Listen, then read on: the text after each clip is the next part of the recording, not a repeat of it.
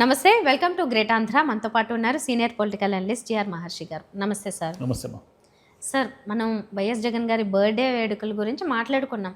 అయితే అనుకున్న దానికంటే చాలా ఘనంగా జరుపుకున్నారు. ఎక్కడెక్కడో అంటే కేవలం ఆంధ్ర రాష్ట్రంలోనే కాకుండా ఎక్కడెక్కడైతే వైసీపీ అభిమానులు ఉన్నారో అందరూ చాలా ఆనందంగా, చాలా గ్రాండ్‌గా ఈ సెలబ్రేషన్స్ చేసుకున్నారు. దీన్ని మనం ఇప్పుడు 2 కోణాల్లో చూడాలంటే దీనికి కారణము వాళ్ళల్లో ఒక పక్క రెడ్ బుక్ రాజ్యాంగం జస్ట్ 3 పేజీలే అయ్యాయన్న, ఇంకో పక్క పవన్ కళ్యాణ్ గారు కూడా విపరీతమైన వార్నింగ్లు ఇస్తున్నా, దానికి భయం లేకుండా వీళ్ళు మేము ఈ పార్టీకే సపోర్ట్ అని చెప్పడము, వాళ్ళకి వాటన్నిటిని పట్టించుకోవట్లేదు అనేది ధైర్యం అనుకోవాలా, లేకపోతే మళ్ళీ వైసీపీ వస్తుంది ఖచ్చితంగా నెక్స్ట్ 29కి అని ఒక ధైర్యం పెరిగింది అనుకోవాలా?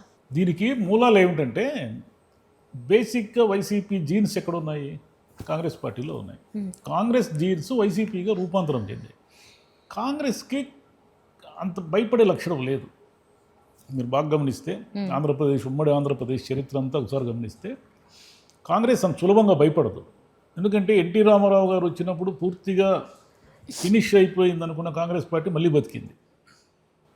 నిన్న ఆయన బర్త్డేకి పార్టీ ఒకవైపు లోకేష్ రెడ్ బుక్ పెట్టి మీ సంగతి ఇంకా 3 పేజీలు అయింది, ఇంకా చాలా పేజీలు ఉన్నాయంటే కేసులు పెడతారు అనే క్లారిటీ ఉన్నప్పటికీ పవన్ కళ్యాణ్ గారు ఇష్టం వచ్చినట్టుగా ఆయన స్థాయికి తగినట్టుగా మాట్లాడలేదు. మొన్న ఏదంటే తిట్టేశారు, కీళ్ళు ఇరుస్తా కాళ్ళు ఇరుస్తా అన్నట్టుగా ఏదో మాట్లాడారు. ఇలా వార్నింగ్లు ఇస్తున్నప్పటికీ నిన్న ఆయన బర్త్డే వేడుకలు ఘనంగా జరిగాయి. ఎందుకు జరిగాయి అంటే వైసీపీలో ఇవన్నీ లెక్క చేయని ఒక మొండితనము, కాన్ఫిడెన్సు, రేపు వచ్చేది 29లో మనమే అనే ఒక అదేమిటంటారు ఓవర్ కాన్ఫిడెన్స్ అనండి, లేకపోతే ఇంకా అతి ఆత్మవిశ్వాసము అనండి, ఏమన్నానండి. కానీ వాళ్ళు రెడీగా ఉన్నారు. 29లో మనం వచ్చేది గ్యారంటీ, వీళ్ళు ఎన్ని కేసులు పెడతారో పెట్టిన మళ్ళీ మనం చూద్దాం వీళ్ళ సంగతి అనే మూడ్లో ఉన్నారు. పవన్ కళ్యాణ్ గారు కూడా ఏమిటంటే అట్లా మాట్లాడకూడదు. ఆయన ఉప ముఖ్యమంత్రి, ఎందుకు ఆయనకు అంత ఫ్రస్ట్రేషను? వీళ్ళు ఏదో జగన్ గారు ఏమన్నారు, మీరు కేసులు పెడతాను, వాళ్ళు మెడికల్ కాలేజీలు ఎవరన్నా తీసుకుంటే వాళ్ళని జైలుకి పంపిస్తాను, వదిలేది లేదు అన్నారు.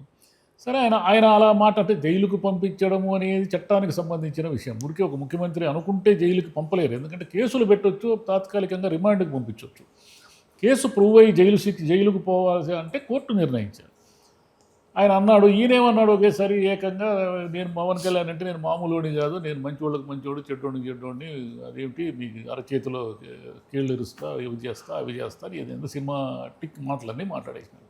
ఆయన ఫ్రస్ట్రేషన్ ఎందుకంటే ఈ కూటమిలో ఇరుక్కుపోయాడు పవన్ కళ్యాణ్ గారు. ఇరుక్కుపోవడం వల్ల ఒకవైపు ఆయన ఏ అజెండాతో రాజకీయాల్లోకి వచ్చాడో అది పూర్తిగా కనుమరుగైపోయింది. కనుమరుగైపోయి అసలు జనసేన దారి తెన్ను ఎటో కూడా తెలియని పరిస్థితుల్లో ఆయన ఉన్నాడు.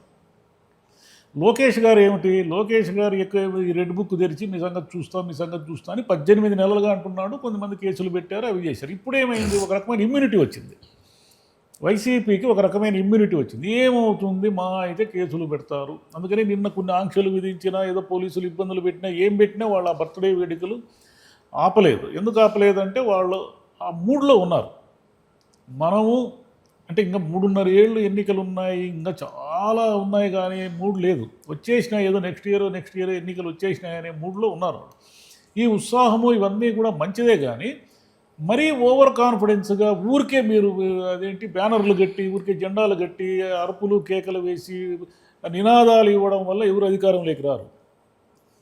కార్యాచరణ ఉండాలి. ఆ కార్యాచరణ దిశగా సీరియస్గా వైసీపీ ఇప్పుడు అడుగులు వేస్తూ ఉంది. మొన్న మెడికల్ కాలేజీల వ్యవహారం చూసినప్పుడు ఏమనిపించిందంటే, ఓహో వీళ్ళు క్రియాశీలకంగా మారారు, ఇంకా స్తబ్దంగా లేరు, ఓడిపోయిన నైరాశ్యంలో నుంచి బయటపడుతున్నారు అనేది తెలిసిపోతా ఉంది. ఇటువైపు తప్పులు జరుగుతూనే ఉన్నాయి కాబట్టి అటువైపు ఇప్పుడు పవన్ కళ్యాణ్ గారు వార్నింగ్లు ఇచ్చారు. పవన్ కళ్యాణ్ గారు వార్నింగ్లు ఇస్తే ఎవరు పట్టించుకుంటారు ఆయన్ని? ఆయన ఉప ముఖ్యమంత్రి, అవును ఆయన కేసులు పెడతారు. ఇప్పుడు ఆల్రెడీ లోకేష్ గారు కేసులు పెడుతున్నారు కదా, మళ్ళీ కొత్తగా పవన్ కళ్యాణ్ గారు కేసులు పెట్టేది ఏముంది? కాబట్టి ఆయన మాటలు ఎవరు పట్టించుకోరు. ఈ బెదిరింపులు, హెచ్చరికలు ఇవన్నీ కూడా వీటన్నిటికీ ఒక రకమైన రెసిస్టెన్స్ పవర్లోకి వెళ్ళిపోతూ ఉంది వైసీపీ. అది తెలుగుదేశం పార్టీకి ముందు డేంజర్ బెల్స్. అవి మీరు ఒకవేళ ఈ చెప్పిన ఉద్యోగాలు, అద్భుతాలు అవన్నీ చేస్తే ఓకే, కానీ చేయలేకపోతే వీళ్ళు ఇంకా రైజ్ అవుతారు. రైట్. సో మొత్తానికైతే కార్యకర్తల్లో బలం పెరిగింది, నమ్మకం పెరిగింది. కార్యకర్తలు ఎప్పుడూ ఉన్నారు వైసీపీకి. కార్యకర్తలు ఎప్పుడూ చల్లా చెదురు కాలేదు. నిజానికి దానికి సభ్యత్వం సరిగా వాళ్ళు ఏం చేయరు. పార్టీని నిర్మాణం చేయాల్సిన పద్ధతుల్లో పార్టీ నిర్మాణం ఉండదు. మెంబర్షిప్లు అది ఊరికే గుడ్డిగా ఒక అభిమానం, జగన్ మీద అభిమానము అనే మూడ్లో ఆ కార్యకర్తలు నడుస్తూ ఉంటారు. ఇది ఒక రకంగా పార్టీకి మైనస్, ఒక రకంగా పార్టీకి ప్లస్. మైనస్ ఎందుకంటే పార్టీ అలా ఉండకూడదు, పార్టీకి ఒక పద్ధతి ఉండాలి. ఆ పద్ధతి మిస్ అయింది వైసీపీలో. అది ప్లస్ ఎందుకు అవుతుందంటే జగన్ అనే ఆయన ఎక్కడికి వెళితే అక్కడ జగనే వాళ్ళ బలం. పార్టీ గీటీ సభ్యత్వాలు ఇవన్నీ వాళ్ళకి తెలియదు. కాంగ్రెస్ నుంచి వచ్చినప్పటికీ ఈ ఒక రూట్ లెవెల్ ఏదో ఒకటి కార్యాచరణ ఏదో మిస్ అయింది ఆ పార్టీలో. అయినా కూడా ఆ పార్టీ 40% పైన ఓట్లు ఉన్నాయి. మొన్న ఓడిపోయినప్పటికీ ఓట్లు వచ్చాయి. ఇప్పుడు కూడా ఆయన ఎక్కడికి వెళ్తే అక్కడ 1000 మంది వస్తారు. సరే వీళ్ళు అదే తరలిస్తారు జనాన్ని అవన్నీ అంటున్నారు, కానీ వాటిలో వాస్తవాలు తక్కువే. ఎందుకంటే ఆయన ఎక్కడ పోతే అక్కడ జనం వస్తారు. ఎన్నేళ్ళు తరలిస్తాడు ఆయన? 2009లో వచ్చాడు. 16 ఏళ్ళు ఏ మనిషి అయినా తరలిస్తాడా జనాల్ని? 16 ఏళ్ళు జనాలు సమీకరణ చేయాలంటే ప్రాక్టికల్ ఇంపాసిబుల్ ఏ నాయకుడికైనా. కాబట్టి వీళ్ళు అలా అంటూనే ఉంటారు. మరి మీరు పవన్ కళ్యాణ్ గారు, లోకేష్ గారు వెళ్తే పెద్ద పవన్ కళ్యాణ్ గారికి వస్తారు కానీ లోకేష్ గారికి పెద్ద రారు కదా, చంద్రబాబు నాయుడు గారికి రారు కదా. మీరు తరలించండి, ఎవరు వద్దన్నారు? అంటే ఏదో ఒక విచిత్రమైన స్థితిలో ఉంది ఆంధ్రప్రదేశ్. ఎన్నికలేమో 3.5 ఏళ్ళు ఉన్నాయి, వీళ్ళేమో సమరోత్సాహంతో ఉన్నారు. వీళ్ళేమో మీ సంగతి చూస్తా అని వార్నింగ్లు ఇస్తున్నారు, చట్టాన్ని ఉల్లంఘిస్తే వదిలిపెట్టమంటున్నారు. ఒకవైపు ఏమో అభివృద్ధి దిశగా పరుగులెత్తుతూ ఉంది, సంపద సృష్టిస్తామంటున్నారు. ఒకవైపు ఏమో ఆయన ఢిల్లీపై డబ్బులు లేవు, నాకేమన్నా అప్పులు ఇవ్వండి, సాయం చేయండి అని ఆయన అడుగుతున్నాడు. ఒకవైపు సంపద సృష్టి అంటారు, ఒకవైపు అప్పులు అడుగుతున్నారు. ప్రతి మంగళవారం అప్పులు చేస్తారు. జగన్ ఎప్పుడు ఏమన్నారు, 1వ తేదీ జీతాలు ఇక చెతికిల పడింది ప్రభుత్వం అన్నారు. మీరు మాత్రం ఇప్పుడు పోయిన లాస్ట్ డిసెంబర్ 1కి ఏమన్నా జీతాలు ఇచ్చారా? ఇవ్వలేదు కదా. అనేక సంస్థల్లో జీతాలు రాలే, 10వ తేదీ వరకు జీతాలు ఇస్తూనే ఉన్నారు కదా. జనవరి 1కు కూడా జీతాలు రావడం అనుమానమే అనేది ఉద్యోగుల్లో అందరిలో కూడా ఇప్పుడు ఆందోళన ఉంది. జనవరి 1వ తేదీ కొత్త సంవత్సరము, చాలా డిపార్ట్మెంట్లకు జీతాలు వచ్చే పరిస్థితులు లేవు. 1వ తేదీ వచ్చే పరిస్థితి లేదు. ఎప్పుడు వస్తాయి అంటే 10వ తేదీ లోపల ఎప్పుడైనా రావచ్చు. ఎందుకు ఇంత ఆర్థిక సంక్షోభం? ఒకవైపు ఏమో పథకాలు ఇచ్చేస్తున్నాం అని ఊకదంపుడు ఒకటి నడుస్తూ ఉంది. సూపర్ సిక్స్ అనే పెద్ద పెద్ద ప్రకటనలు ఇస్తారు. ఇంకోవైపు ఏమో 2.5 లక్షల కోట్ల అప్పులు చేసేసారు. ఇంకోవైపు ఏమో అదిగో అభివృద్ధి దూసుకుపోతాను, అమెరికా కంపెనీలన్నీ వచ్చేసినాయి అంటున్నారు. అంత కన్ఫ్యూజన్ ఉంది, టోటల్ కన్ఫ్యూజన్ ఉంది ఆంధ్రప్రదేశ్. రైట్.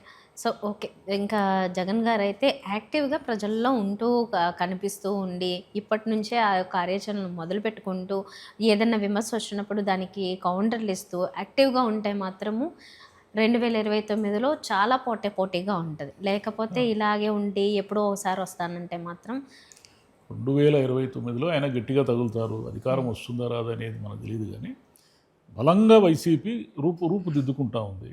దానికి కారణం ఏమిటంటే వీళ్ళు డౌన్ అవుతూ ఉండడమే. వీళ్ళు రైజింగ్లో ఉంటే వైసీపీ ఇంకొక 2 ఏళ్ళు గమ్మున ఉండేది, బయటికి రాకుండా. వీళ్ళు డౌన్ అవుతున్నారు కాబట్టి, సమస్యలన్నీ కోరి సృష్టిస్తున్నారు కాబట్టి ఈ సమస్యల ఆధారంగా ఆయన జనంలోకి వస్తూ ఉంటారు. జనంలోకి వస్తున్నప్పుడు సహజంగానే జనం విపరీతంగా ఆయన సభలకు ఆయన బట్టి వస్తున్నారు. ఇలా జరుగుతూ ఉంది. దీన్ని కొంచెం జగన్ గారు ఆలోచించాల్సింది ఏమిటంటే, కేవలం ఈ అభిమానులు 1000 మంది వచ్చి వీళ్ళ అరుపులు కేకలు, అదేమిటి బర్త్డే వేడుకలు చేసుకున్నంత మాత్రాన పార్టీలు అధికారంలోకి రావు. పార్టీలు అధికారంలోకి రావాలంటే ఇప్పటి నుంచే ఆయన ఒక ఖచ్చితమైన ఒక కార్యాచరణతో వెళ్ళాలి. ఊరికే నేను ఎవరు నిలబెట్టినా గెలుస్తానని ఇష్టం వచ్చినట్లు నియోజకవర్గాలు మార్చిపోయినసారి దెబ్బతిన్నాడు కదా ఆయన. ఈ ప్రయోగాలన్నీ మానుకొని అసలు ఎవరికి ఎక్కడ ఎంత బలం ఉంది అనేదాన్ని, నాయకుల బలానికి ఈయన బలము తోడైతే పార్టీకి బలం మరింత బలోపేతం అవుతుంది తప్ప నన్ను చూసి ఓటేసేస్తారు నాయకులది ఏముంది అనుకోవడం పోయినసారి ఆయన చేసిన అతిపెద్ద తప్పు. దానివల్ల ఆ ఫలితాన్ని చూశాడు ఆయన. Right. Okay sir, thank you.